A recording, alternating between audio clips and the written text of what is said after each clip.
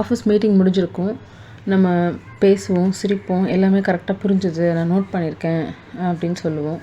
ஆனால் ஒரு வார்த்தையுமே நம்ம வந்துட்டு உண்மையாக சொல்லியிருக்க மாட்டோம். ஒரு சில வார்த்தைகள் அது என்னென்னா, நம்ம மீட்டிங்கில் வந்து டிஸ்கஸ் பண்ணிகிட்டு இருக்கும்போது நம்மளோட ஐடியாஸ்லாம் கேட்பாங்க.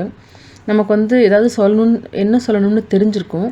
ஆனால் இது சொன்னால் இது எப்படி எடுத்துப்பாங்க, நம்மளோட சீனியர்ஸோ இல்லை கொலீக்ஸோ எப்படி எடுத்துக்குவாங்க அப்படின்னு யோசித்து அமைதியாக இருந்திருப்போம். ஒரு சில நேரத்தில் தெரிஞ்ச விஷயத்த சொல்ல முடியல, புரியாத விஷயத்த புரிஞ்சது மாதிரி நம்ம நடிச்சிருப்போம். இப்போ சொல்லும்போது எல்லாருமே வந்துட்டு இப்போ சீனியர்ஸு நல்ல எக்ஸ்பீரியன்ஸ் இருக்கவங்கலாம் வந்துட்டு ரிப்ளை பண்ணுவாங்க, புரிஞ்சிருக்குன்னு சொல்லுவாங்க. பட் ஒரு சில விஷயங்கள் வந்து நமக்கு புரியாது. அதை வந்துட்டு நம்ம தனியாக வந்து கேட்கவும் முடியாது ஒரு மீட்டிங்கில் உட்காந்துருக்கும் போது.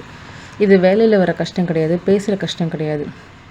இது வந்து நம்ம எல்லாம் தெரியாதது தெரிஞ்ச மாதிரியும் புரியாதது புரிஞ்ச மாதிரி நம்ம நடிச்சிருப்போம் தெரியுமா, அதுக்கான கஷ்டம். மீட்டிங் முடிஞ்சதுக்கப்புறம் வர்ற தலைவலிக்கான மெயின் ரீசன் இதுதான். மனசு ரொம்ப நேரம் ஒரு வேஷம் போட்டுகிட்டே இருந்திருக்கும்.